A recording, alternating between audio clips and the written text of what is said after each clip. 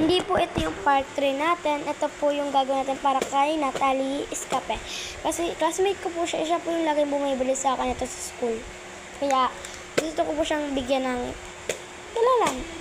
Gusto ko lang siya bigyan ng keychain, tsaka kahit anong makita ko dyan, pwede kong ibigay sa kanya. Kaya, let's go! O ano, samahan niyo na ako? Tara! So guys, siguro bukas na lang natin gagawin ng part 4 na. Part 4 na ba to?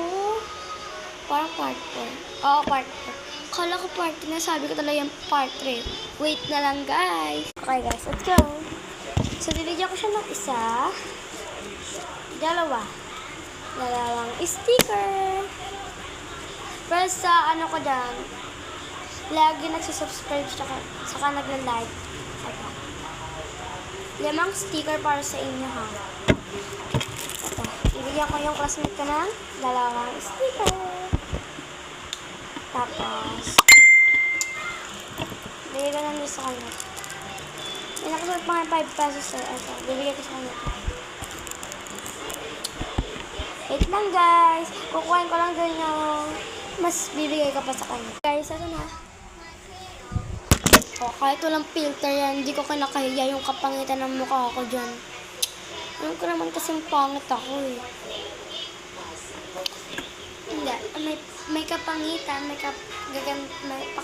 kagandahan? Kagandahan? Kapangitan. Uy! Lahat naman maganda, wala namang pangit sa atin. Hindi ko lang nito sa kanya. Ito. Ganun. Dalang ganyan.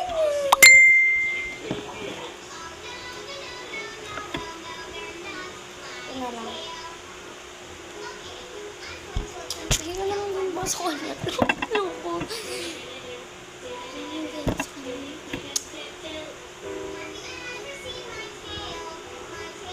Gisip ako. Nag-isip ko kung bibigay ko. Hindi, ito na lang ibibigay ko sa kanya. Si Sadness. Basta wag lang itong gusto kong keychain.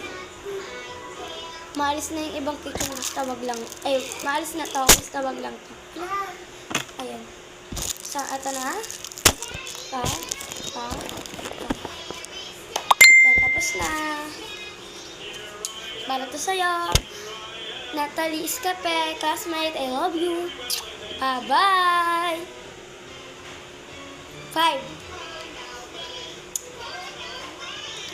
Antayin na lang yung part 3 bukas kasi part 3 ko gagawin yung ano natin. Bye-bye.